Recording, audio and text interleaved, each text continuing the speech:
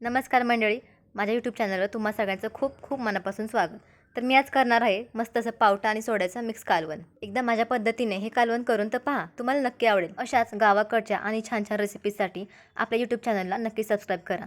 चला तर मग सर्वात आधी इथे मी मुठभर सोडे घेतलेले आहेत. सोडे अगदी मुठभर घेतलेले आहेत, खूप जास्त पण घेतलेले नाहीत.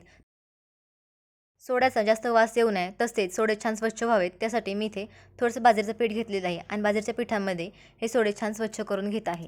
हे बारीक सोडे आहेत. काही ठिकाणी मोठे मोठे पण सोडे भेटतात. तुम्ही ज्वारीच्या किंवा बाजरीच्या कोणत्या पण पिठाने सोडे छान स्वच्छ असे धुवून घेऊ शकता. छान असे 3-4 पाण्याने स्वच्छ धुवून घ्यायचे म्हणजे त्याचा अजिबात वास येत नाही कालवणामध्ये. एकदा पिठामध्ये त्यानंतर पाण्याने स्वच्छ सोडे छान असे धुवून घेतलेले आहेत. 3 ते 4 वेळा सोडे धुवून स्वच्छ केलेले आहेत. पाहू शकता सोडे किती स्वच्छ निघलेले आहेत. अशा प्रकारे तुम्ही सोडे स्वच्छ धुवून घ्या. सोडे धुत असतानाच इथे मी पावटा थोडासा तेलामध्ये छान परतून घेतलेला आहे. सर्वात आधी पावटा छान असा तेलामध्ये परतून घेतलेला आहे. त्यानंतर त्याच तेलामध्ये आपण हे सोडे टाकणार आहोत. सोडे पण छान असे तेलामध्ये परतून परतून घ्यायचे, मग ते छान फुगतात आणि सोडे छान तेलामध्ये परतून घेतले ना की त्याला छान असा खमंगपणा येतो. त्यामुळे भाजी आपली खूप छान लागते आणि चवदार पण होते. अशा प्रकारे तुम्ही पण सोडे छान तेलामध्ये परतून घेऊ शकता. पाहू शकता आता सोडे छान परतून घेतलेले आहेत. थोडेसे फुगलेले आहेत पाहू शकता. तर अशा प्रकारे पावटा आणि सोडा दोन्ही पण मी तेलामध्ये छान फ्राय करून घेतलेलं आहे अगोदरच. पावटा आणि सोडा दोन्ही पण छान छान असं तेलामध्ये परतल्यानंतर त्याच पातेल्यामध्ये मी आता 2 मीडियम साईजचे कांदे घेतलेले आहेत बारीक बारीक.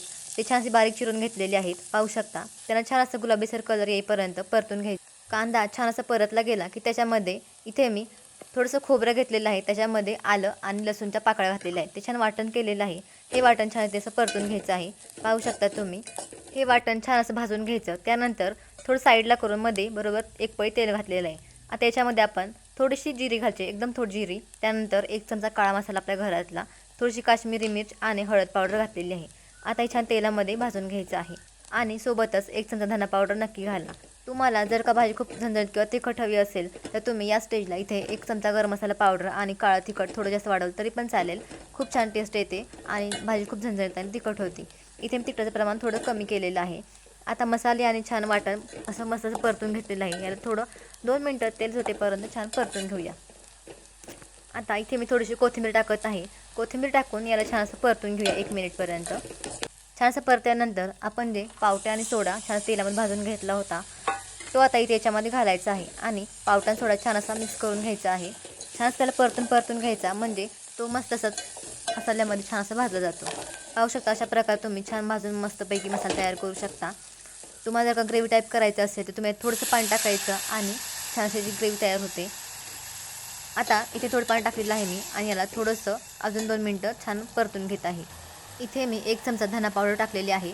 धने पावडरने भाजीला खूप छान चव येते, त्यामुळे धने पावडर नक्की टाकायची भाजीमध्ये. आता पाहू शकता आपल्या भाजीला छान छान असं तेल सुटलेलं आहे. मस्त असं भाजीला असं मस्त तेल सुटू द्यायचं आणि त्यानंतरच याच्यामध्ये पाणी ओतायचं कधी पण. त्यामुळे काय होतं भाजीला खूप छान चव येते. आता इथे मी थोडंसं कोमट पाणी करून ओतलेलं आहे. खूप जास्त पण गार पण नाही ओतायचं. चवीपुरतं मीठ टाकायचं आणि भाजी छान उकळून घ्यायची. आता तुम्हाला जर पातळ ठेवायची तुम्ही पातळ ठेवू शकता किंवा घट्ट ठेवू शकता. तुमच्या आवडीप्रमाणे तुम्ही भाजी करू शकता. मी इथे थोडी लपथवी भाजी केलेली आहे पाहू शकता. मस्त अशी चमचमीत आपली सोड्या आणि पावट्याची भाजी तयार झालेली आहे. याची चव खूप छान लागते. तुम्ही नक्की ट्राय करून पहा. तेच ते पावट्याची भाजी आणि पावट्याचं कालवण खाऊन जर तुम्हाला कंटाळा आला असेल तर अशा प्रकारे तुम्ही सोड्या आणि पावट्याचं कालवण मिक्स करून नक्की ट्राय करून पहा. लय भारी चव लागते मंडळी. नक्की ट्राय करून पहा आणि मला कमेंट करून नक्की कळवा.